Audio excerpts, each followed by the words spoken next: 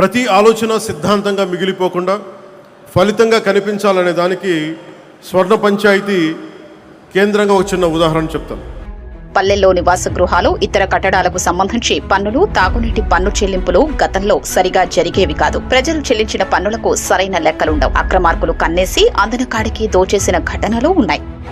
ఎస్పెషల్గా సార్ రాయలసీమ జిల్లాలో గతంలో కూడా ఇప్పుడు కూడా ఈ ట్యాక్స్ అంటే పే చేయడం అనే సంస్కృతి లేదు సార్. వాస్తవం చెప్పాలంటే మనం ఏదో కొంత కలెక్ట్ చేసుకొని బుక్ అడ్జస్ట్మెంట్ చేసుకొని చూపించి క్లోజ్ చేసేవాళ్ళు తప్పితే ఆ సెక్రటరీ కూడా అమౌంట్ కి వాళ్ళు క్యాష్ తీసుకోవడం ద్వారా అది కొంత నెగిటివ్ ప్రభావం చూపించి కొంత తక్కువగా ఉండేది సార్ రాయలసీమ జిల్లాలో బేసికల్ గా.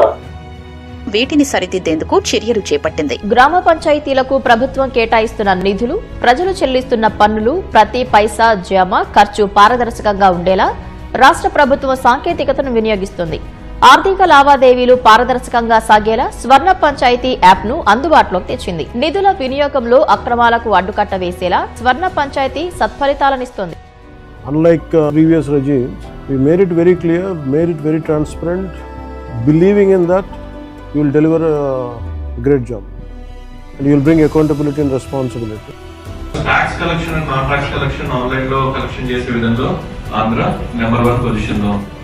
దేశంలోనే తొలిసారిగా జీరో ఫిజికల్ కరెన్సీ విధానాన్ని రాష్ట్రంలో అమలు చేసి 1000 కోట్లకు పైగా ఇంటి పన్నులు వసూలు చేయడం చరిత్రాత్మకం అన్నారు. పవన్ కళ్యాణ్ చిత్రపటాలు పట్టుకుని thank you deputy CM sir అంటూ నినదించారు. 1000 కోట్ల రూపాయలు వసూలు చేసి దేశంలోనే అగ్రగామిగా నిలిచినందుకు ఏదైతే దిశానిర్దేశం చేసిన గౌరవ ఉప ముఖ్యమంత్రి గారికి కృతజ్ఞతలు.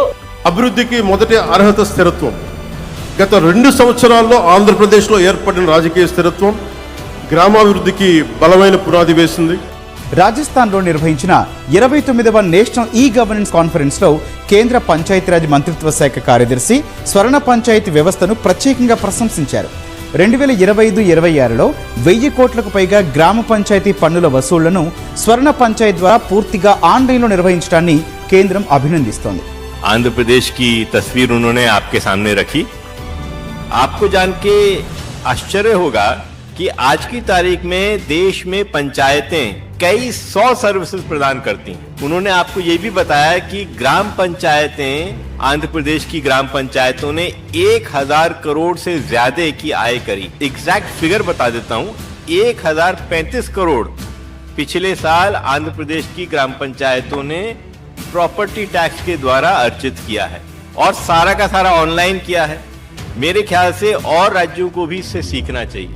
ఇది వ్యవస్థ సరిగ్గా పనిచేస్తే గ్రామాలు ఎంతటి సామర్థ్యాన్ని సృష్టించగలవో చెప్పే ఒక బలమైన ఉదాహరణ.